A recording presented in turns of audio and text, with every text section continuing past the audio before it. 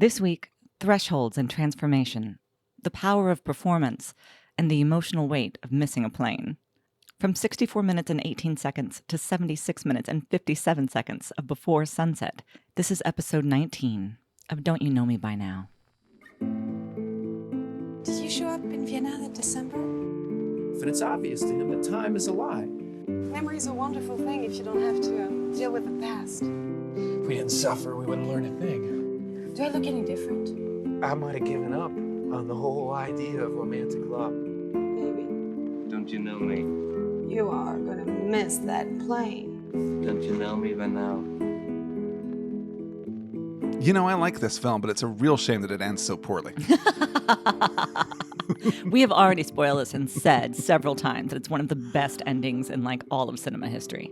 It's Why is it so perfect? certainly the best scene in this film, a film that I like a great deal. Yeah. Certainly the best scene out of the first two films. I don't think there's anything in Midnight that's going to beat this one. No, I definitely think not. this might be peak Before trilogy happening right here. I think so. And it's so still and so brave, I think. It is. Yeah, they strip away a lot of, even the very limited kind of cinematic convention of this film, they strip away. Yeah. And it's kind of a stage play. Even the way that we It orient the is, camera. Yes. This element of performance is the one that's been tickling me as I've been watching again as we've been moving through this series. Because the way that we orient the camera, we are now more in each character's POV, and the other is depicted as performing in a space, particularly for Jesse. He is absolutely explicitly reoriented as the audience. Yeah. And now Celine is in this little black box theater that Yeah. she's operating in. And the same is kind of true when we cut back to him, because now we're again in her POV, which is a thing that we don't normally do. The camera's usually mediated as a third person, Yeah. mediated as an intimate observer. But there's no space for an Huh. intimate observer between these two people right now. Yeah. Particularly after we transit all of these thresholds, which, you can go back to your Hitchcock and read the film theory of how powerful that is, of moving into a new space, of ascending staircases in particular. Hitchcock loved as a cinematic technique to illustrate the transition into a more intimate space or a more emotionally heightened space. Yeah. And we spend the first half of the sequence just transiting thresholds. We have the little gate tunnel where the car is, and then we have the archway where the cat is, and then we cross the courtyard, and then we have the outer door, and then we have the staircase, and then we have the inner door. And it's like every single one gets more and more breathless. And I think that you can feel that particularly as we're ascending the staircase in that absolutely gorgeous. Like it's real easy to miss how technically difficult that shot is. Yes, I completely agree. Yeah. That's maneuvering 100 pounds of camera backwards up a French staircase. Right. Insane. Phenomenal. Yeah. Flawless. They do such a Flawless. lovely job. Yes. And the way it harkens back to the sound booth, too. Yes. Yeah. So gorgeous. It's the same kind of constraint and intimacy.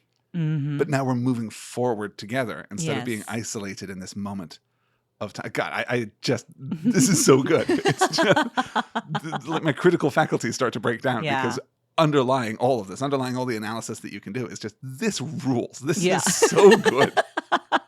It's so powerful. Yeah. It's kind of magic. It's kind of a magic trick right in front of Really, you. really magical. Yeah.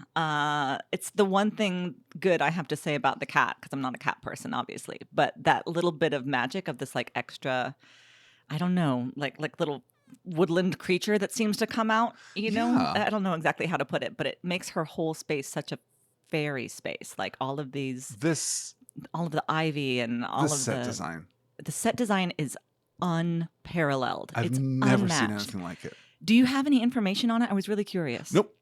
It was Damn. just, it is in the actual building. As I mentioned last week, this is the Court de l'Étoile d'Or, the Court of the Golden Star. This entire Nice. complex was originally one big manor house. The courtyard that we crossed was Cool. originally the courtyard of the manor house. It's been refurbished countless times, obviously, since then. Right. It was originally constructed in 1640, That's so cool. and most of the original construction still stands. Wow. So, yeah, Her it is apartment- apparently the interior of that apartment, which is just Yeah. phenomenal. It's so perfectly done. It makes me think that they found that it was someone's. You know what I mean? But it couldn't It have been feels because like that. I mean, it maybe. is a real apartment. Well, yes, So, yes. But I there mean, is like, that. it doesn't seem like a production designer went in there bare bones and did everything from scratch. And if they No. did, they fucking nailed it. If they did, it's I extraordinary think they because it must looks have done. Because it is so specific to Celine. It's so specific to Celine. Yes. There's nothing in there that feels surprising, but everything in there feels complex and rich and textured. So lived like in, the character though. that we know. Yeah. The Post-it notes, and she's got like bills or something that are like On the side of tacked the up fridge? onto the side Absolutely. of the yes. Like All the those photographs are such everywhere. incredible attention to detail. Like that took a lot of time and a lot of love. It really did. And I mean, it has to work because if it feels fake for a moment, particularly with the transit of all of those thresholds, right? We're being invited into this most intimate of spaces. Yes. And if it feels fake for a second, it's going to really compromise the end of And your it film. is elevated. Like it looks designed. It is, but designed by the person who really lives there, right? It is Yes. diegetically designed. Yes. It is diegetically artful. It is diegetically the Including apartment of a things manic that pixie dream girl. Don't work. Yeah. But Oh, not God. extra Yes. diegetically, Yeah. right? Like it doesn't hit any of those points too hard. You were saying things that don't work. Yes. Like I love that her TV is just like over in a corner and just on top of what With looks a like little an apple cherub box, on top of actually. it? But yes, with a cherub on top of it. But like the sofa is blocking the view from the bed and the sofa is facing the other way. So it's an unwatchable television. But I believe that Celine has an unwatchable television. I don't know if I do. I believe that she brings how much time in 2004, remember, does she spend watching this old this Yeah. 19-inch It's true. I CRT don't know. television? I don't know. doubt that she watches it at Yeah. all. I find all of that stuff completely convincing. The thing that struck me this time, besides all of these incidental details, like I love her painting space in the Yes. back right corner as we're looking at her Mhm. is just stage left. It's just extraordinary. I had never noticed her great little that steel office table that she has, Yes. the desk table that Mhm. she has with Her the desk little set is cool. 2002 era laptop on top of it is Yep. very, very great. Very good. Obviously, the CD player feels now so Amazing. wildly anachronistic. It's so cool though. so I love great. it. Yeah. Yeah. No, that's so cool. And it's like this, if there was a centerpiece to her apartment, that is it. As it should there's be, right? almost With not all one. the CDs Yeah. above it. Yeah. And I Mhm. think I was trying to screenshot it and really identify it. I think she has racks of vinyl on the other side, Cool. literally opposite Yeah. the CD space. But I didn't see a record player in the apartment, so I'm Yeah. not sure. I didn't either. We also No know fewer from than this 5 weird lamps. You know how I love weird lamps. innumerable weird lamps. So cool. Splashes of that. I don't even know what color you would describe that as. The cerise, like the really Yes. bright, vibrant pink Mm-hmm. on the cabinet doors, but then also on the wall. Just in the corner where the TV is. You can see this like diagonal And she's also got a wall slash. that's like this bright, I can only say provincial yellow. Like, Absolutely. Absolutely love this I space. love it too. I would move in today. We also know, just a tiny little incidental detail, that Jesse is a good boy. Do you know how we know that Jesse is a good boy? Do you know how we know that he will be a good husband to Celine and father to their children? He closes the CD tray by pressing the button I noticed that instead and of not by pushing it. pushing the CD tray in I would've like pushed it. every person in history has done. He's a ruleful. Or maybe he's just on his best behavior because he's in her apartment. It's not best behavior to just wander over and pick out a CD and put it in without saying, "Hey, can I play something?" It is a though? little weird. It's a little weird. It is a little Yeah. weird. Not but, that she minds at all, obviously. Well, she clearly rises to the improv Very prompt much. that he gives her there. Yeah. I'm gonna put on this CD, be Nina Simone for a bit. I was gonna play this Michael Jackson CD that you had. This would have turned very weird at that point. Just let her do Thriller in the. We have to try and maintain some kind of flow as we move through, because there are things that I want to call out that will otherwise fall through the cracks. Yes. One of those things, for example, is the couple in the courtyard, Of course. played by famously played Mm-hmm. by Marie Pellet and Albert Delpy, Julie Delpy's real life parents. Yes. So cute. You can really, she looks like her mom. Huh. You can I don't really think see I noticed in as the much. nose and the Yeah. center of the face. You Okay. can really see that she looks like her mom. That's She cute. does not really bear a resemblance to her father. I mean, who does besides Santa Claus? I guess. That man's shape. The paren, complimentary. Wow, that man has a French man's shape, doesn't Yes. he? He And looks the like a big character pipe from hanging out his Tintin. mouth. He Yeah, looks like- incredible. So cool. He also played her father in her independent movies, Yes, which we I saw remember. as well, which Mhm. unfortunately were not We as did good not as we like liked. them But as much. Yeah. he's got a huge career. You can go and look on That's his great. IMDb. I think it's all French language. Such a look. But I love just too the decision to not translate or caption any of the French. yeah. That's so cool. But kind of situates us in Jesse's, Yes, it does. Yeah. discomfort, but also this weird intimacy. Like she is a thread that he is holding on to in this social situation Uh and life by extension. Yes. It's so carefully choreographed. Mhm. We should mention Che, My headcanon is Sure. absolutely that Che the cat is named, in fact, for Che Guevara. And that Celine is just embarrassed in that moment. That That sounds like Jesse's her. accusations of Yeah. her communist tendencies have been revealed to be entirely truthful in this moment. But we talked a little about this, breaking the seal on the podcast. We talked a little about this before we sat down to record, but I actually see Che in this moment as representing this metaphorical desire for novelty. The thing that Celine says she loves about Che is that every morning he comes out to the courtyard and everything is brand new. And he goes and sniffs everything and investigates everything. He has this effortless and infinite novelty. Does that work for you? Does that make emotional sense for you of Celine, that she craves this new world presented to her, but without having to go in search of it, without having to build it, right? That it just shows up every morning fresh outside her window, like she's the best Disney princess?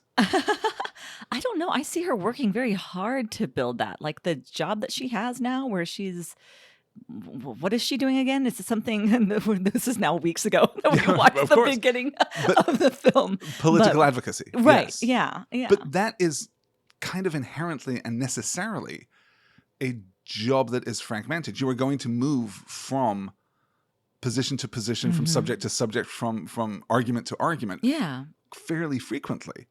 I don't know. I see this restless spirit in her Yes. and a yeah. desire for new things. And I think that that's reflected I a do little agree bit with that, in yeah. the cat. I might be taking it too far by leaning on this idea of effortlessness. Yes. The idea that the world will just provide for you Yeah. entertainment.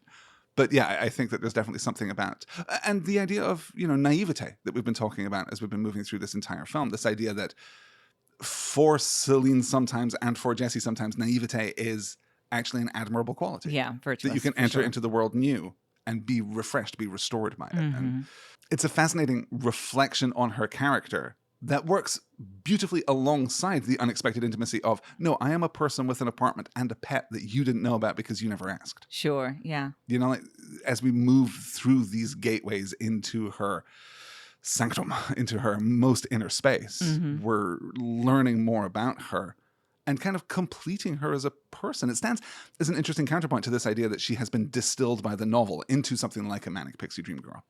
This is her fear, is that she is just the French girl. Right. But now we're forced to open ourselves up to these different understandings of her. Celine is a person who owns a computer. I'm not sure that I would have thought of Celine as a person who owns a computer. Or similarly, a TV. Have I ever thought about Celine watching TV? No, I have not. And yet here we are kind of confronted with the reality of it, which for me at least really mimics and replicates the experience of moving into someone's personal space Right. for the first time. When you finally go home with someone after a successful date and they become more real to you. Yes. For better or worse. Yeah, because of the space that they inhabit. What's your best or worst story of that ever happening? Worst story is probably more interesting. I guess I have two good ones. So the worst one was, there was this guy up in Wisconsin who was like known as like the man slut in town. And so one night I was just like, yeah, you know what? My turn. And I got to his house and I was like, Your number came up. "Hell no. Oh, no. It was so gross. And the bathroom was like, oh my God, just a massive petri dish and, mattress on the floor. And I was just like, actually, no. And so then I asked him to drive me to my car because it's midwinter in Wisconsin. And he just said no. So I walked like 8 blocks in the snow at like 3 a.m. to my car. Wow. Yeah, real asshole. So that's the worst one. So yeah, significantly worse than Celine's apartment. How many cats would Celine have had to own in order to match the badness of that experience? Yeah. She would have had to open the door, just cats as far as the eye can see. Exactly. And they're all called Che. Yeah, and the best one was probably a guy who had been in his apartment for a long time. Well, I say a long time, like more than a year, but still had basically no furniture, but it was in a very like, in a much more like purposeful and austere sort of way. Like had a bed, had a drafting table, had That's cool. right, yeah, had a massive collection of CDs, but all in just like, the big Tupperware storage basically that you Sure, get for sure. like kids' socks or something. At least in our house, it's kids' socks. Instead of in the dining room, just had an ironing board. Okay, see that. But Just it was if just we're very- charting our progress here, that kind of tipped over for me a little bit. Like a drafting table feels intentional, feels passionate, feels like Yeah. you know a job of work. Yeah. An ironing board instead of a dining table, not so great. Well, not to dine at. No, but I'm like, assuming that it was that's- used to dine at. I'm assuming that No. it had a candelabra in the middle, No. 2 chairs at either end, a salt Absolutely not. shaker.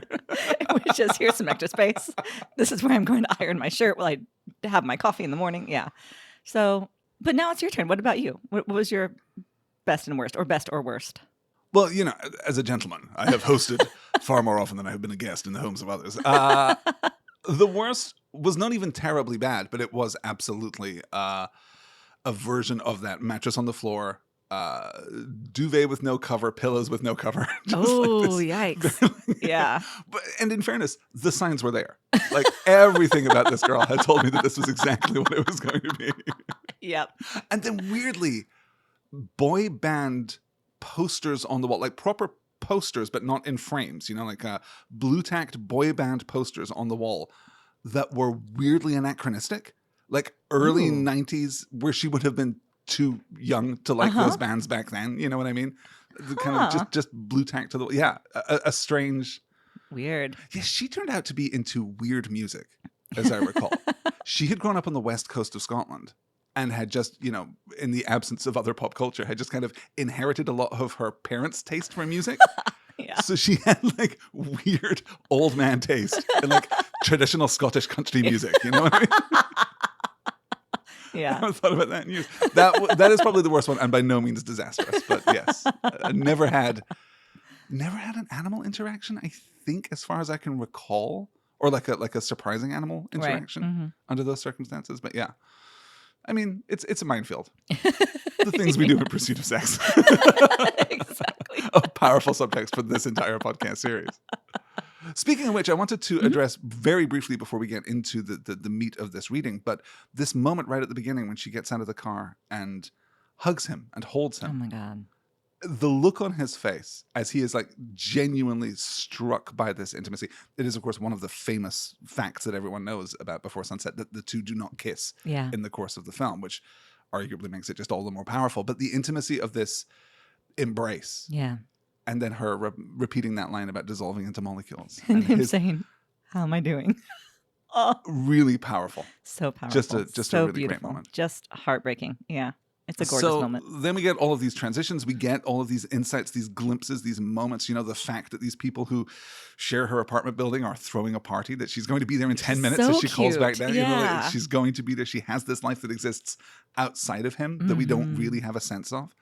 And then we kind of crash pretty quick into the song, into the famous song, Yeah. A Waltz for a Night. This is one of the 3 songs that Delpy had written in advance of production on this film. She wrote these songs in 2002 for her own kind of album that she just wanted to release. This is not, as she tells the story, written for this film. It was already, in fact, recorded in advance of this film. Then Richard Linklater heard it and just absolutely had to put it in the film. Sure. There's a little bit here, I think, of Delpy telling the story, you know, Sure. reporting the legend, as it were.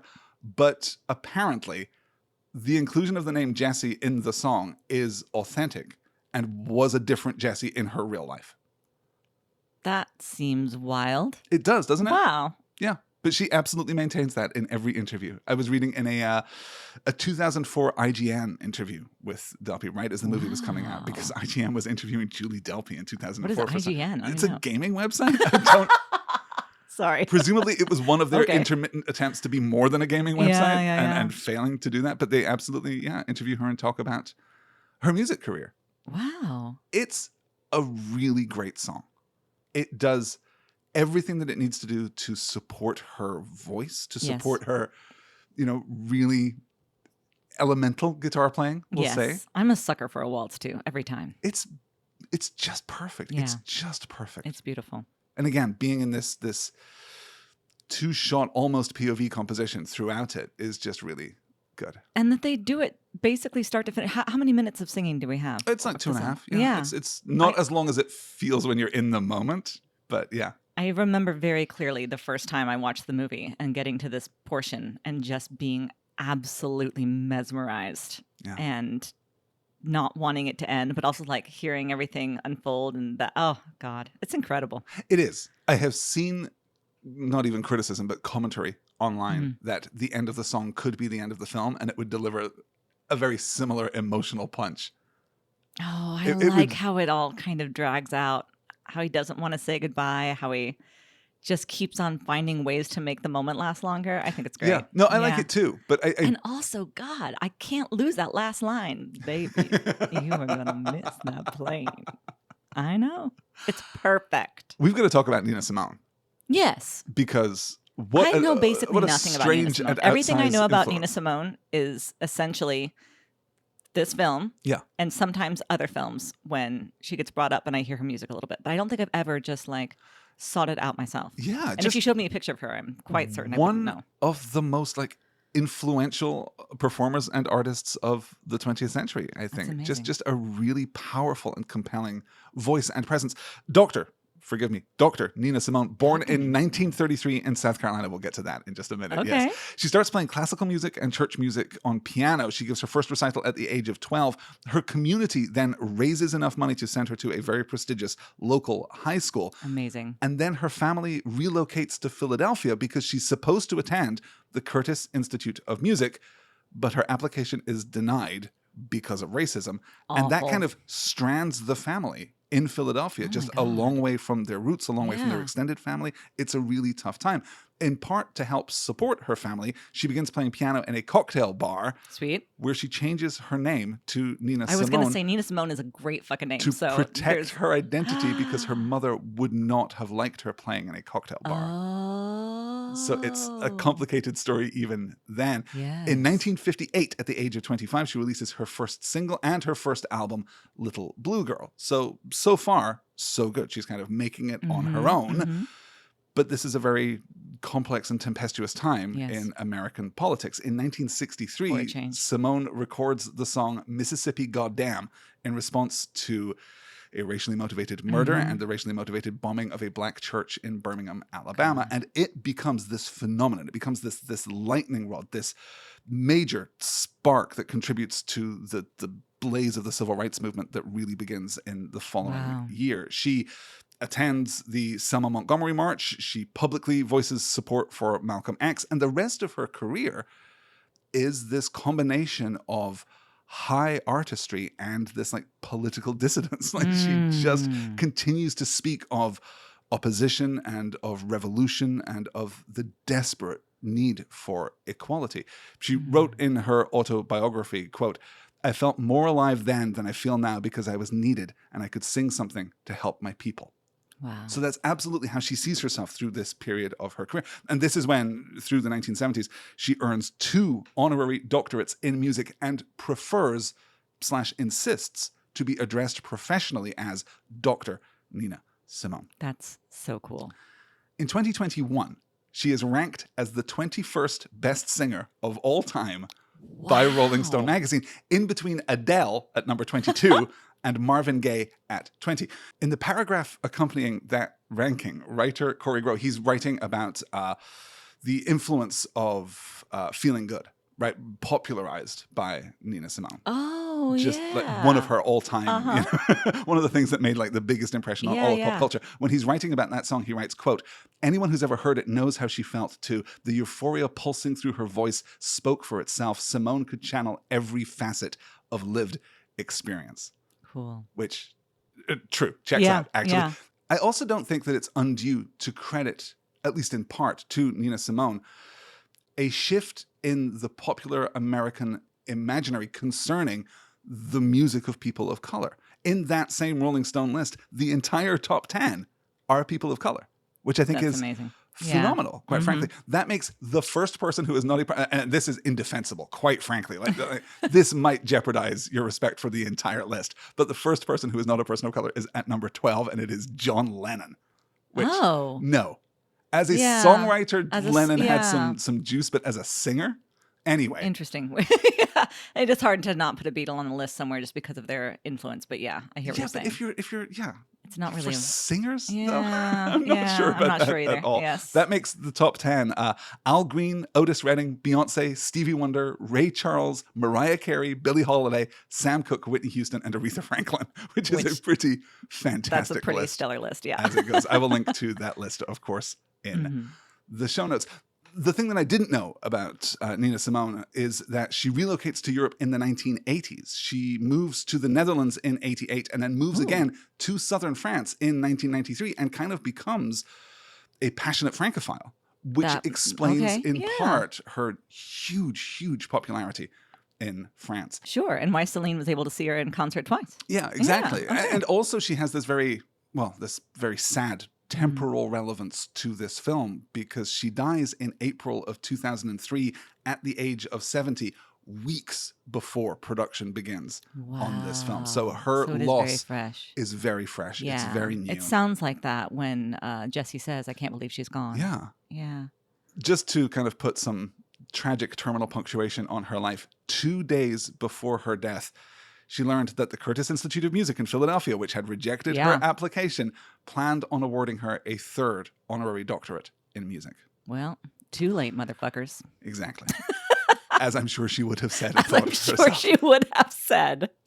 So this track that Jessie plays, the CD here is the Tomato Collection, which is a 1994. Tomato Collection. Yes, isn't that weird? It's That is a weird. 2 CD album that is just a collection of weird recordings from across 30 years of her career. That's so And it cool. infuriates collectors because the liner notes are woefully insufficient. So Oh. almost none of these recordings are tagged with a time Yeah. and date and place. Oh, that's so frustrating. So we have these recordings, but it's very difficult to put together where they come from. One of the few that is properly tagged is the song that we hear in the movie, which is Just in Time, Yeah. recorded on June 16th, 1968.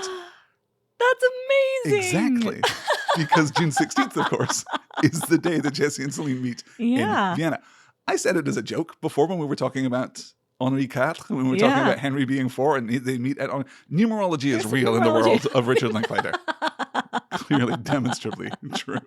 Wow, that's cool. I said earlier that I'm having some trouble understanding exactly how to parse Celine's performance as Nina Simone Yes. right here at the Uh-huh. end of the film. And I wanted to throw to you and ask, what do you think of this? What do you think of like the quality of her performance, of her Hmm. kind of very vague but very affectionate impression that she's Uh-huh. doing here almost, and why she's slipping into this? Because this isn't something that Celine has done before, right? We've had Jessie kind of imitating voices. You know, we have the moment in the first one where he's doing the voice of W.H. Auden. Right. Yeah. But we don't see that from Celine, except here she's doing this extended bit Yeah. in her own home. And I'm wondering, how do you parse that emotionally? I mean, I think she's just very aware of the intimacy of the situation. I think she's a little bit insecure and a little bit uncomfortable. And I think it's easier to just kind of dance a little and tell this story. I think that she knows that it's charming and endearing. So that helps to keep her going a little bit. But I just think it's been such a long and emotional hour, you know? I was going to say day, but I guess also day because, you know, she was on the fence about coming at all, it seems, right? Sure. So I think she's just suddenly in this moment realizing, especially after she's sung the waltz to him, that this is not going like this. Yeah. My life is changing right now. And I That's- think it's just a lot for her to take in. So Yeah, she's sure. kind of doing this instead and just, I don't know, kind of avoiding the next That's big it, conversation, right? Because it's this clash of two different modes of performance, one of which is incredibly intimate Mhm. and one of which is protected, is Yes. shrouded. She is concealing herself a little bit or A little bit, yeah. augmenting herself perhaps with this theatricality. Augmenting is good. Uh-huh. You know, she's borrowing the tropes of this other performer in order to protect herself Mhm. a little bit. What is she protecting herself from? That's a good question. I mean, Jessie has been pushing back against time, really, you Yeah. know, just trying to get another minute, another couple of minutes, another couple of minutes. And she, I think, knows that they have to decide now, like, what comes next? Do we talk again? Do we never talk again? How do we talk again and not fuck up every other part of our Yeah, lives, yeah. you know? Yeah, what is worth preserving? Is anything worth preserving? How do we Yeah. preserve those things that are? Yeah, it's interesting. Yeah. Do we bottle this up and let it be one more day? Do you miss your plane, but only for one night and then we never see each other again? You know what I mean? There's just a lot of, I think she's also trying to keep the moment of this like liminal space before he leaves and while he's here, but he's still not quite here. You know, it's all opportunity. It's all options. And There is this sense know? of imminence. yes. And they both kind of navigate that. She invites him upstairs on this pretext that she's going to play a song. It's going to be very quick. Then he's going to go. And the first thing she does when they go into the apartment is offer him tea. Is what, some tea? Yeah. I'm going to perform Mhm. this little ritual to kind of Yeah. soothe the social friction here. He takes off his jacket. Like Immediately, It's like, yeah. which is what is so beautiful about that pair of lines right at the end of the film. Baby, you are going to miss that plane. And I know. Neither is a question. They are both statements of known and acknowledged facts. Mhm. They're like, you are going to miss that plane. And I know that you know that. And I know that we know that. And I know that this is how it's going to go. And he responds in the best way. It's just, I sure am. And then we cut back to his view of her and Fade to black. slowly fade to black, which is it's phenomenal. Mm-hmm. Would you have preferred? I think this is the argument of people who want the movie to end when her waltz finishes, Mm-hmm. is that it preserves an ambiguity, much like the end of the first film. We're kind of Oh. maintaining a will they, won't they conversation going forward. Like, is Yeah. he going to leave? Is he going to stay? Is he going to make his plane? Are they going to talk again? It leaves all of this up in the air. But I think it's part of the courage of this film Yeah. that they completely invert the ambiguity of the first. Mm-hmm. And instead of will they, won't they, we are going to how are they going to? Yeah. Yeah. Which is so, and very Mm. much, the kind of story that you tell in your early 30s rather than your early 20s. Yeah. Roger Ebert praised this film. He absolutely loved this film because It's so wonderful. the sophistication of the dialogue, which he credited in part to the fact that Hawke and Delpy co-wrote the script, which is kind of, again, right? It's a little Sort bit of, soft. yeah. They are Mhm. credited for writing the script in a way that they are not credited for writing the first script, but also they wrote on the first script. So it's, Right, and different yeah. people tell different stories. But certainly the dialogue feels even more, I think, authentic and intimate. But partly I think that's a product of two people in the real world, two Mhm. actors, two performers, but also two characters who just know themselves so much better than they did in the first film. Yes. Yeah. So it feels that absolutely. much more accomplished. Does it leave you with a warm fuzzy right there at the Oh, end of the movie? absolutely. Yeah, the warmest of all Yeah, fuzzies. The warmest of all fuzzies. Absolutely. No, it's, again, the first time I watched this film, I was like, oh no, am I going to have to upend my life? And I probably should have. No, because then I wouldn't have had my voice. But yeah, anyway. Well, but that's very much what we're facing at That's the end what of the we're film. facing. Right? Yeah, Is you are exactly. going because it's not entirely sweet. It's not entirely No. without friction. It's Absolutely. you are jumping off of a cliff Yeah.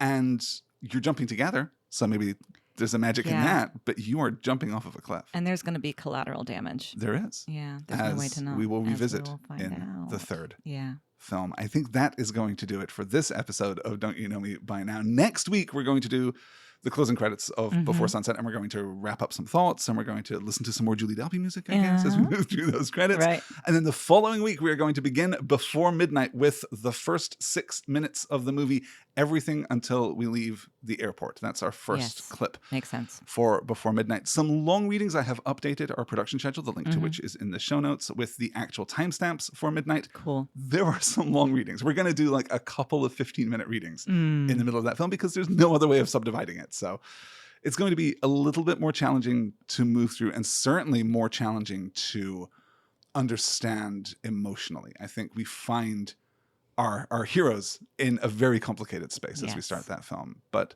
fantastic supporting cast. And I just watched the movie again and it looks so good. It's beautiful. It yeah, is it really just is. a real high point in the cinematography of this really beautiful trilogy. So Mhm. I can't wait to get to that. But next week, the closing credits of Before Sunset. Elizabeth, do you have any closing thoughts? Are you satisfied? Are you sated? I'm satisfied and You sated. have your I think it's chamomile lovely. tea and you're just reclining on the couch. I think it's lovely that it looks pretty likely that we are going to record our next episode on June 16th. It's entirely possible. That's my only day off next week. That would be apropos. It would. Numerology is real. The real subtext of the Don't You Know Me By Now podcast. Numerology, absolutely real. Elizabeth, you've been a delight. Thank you. Thank you.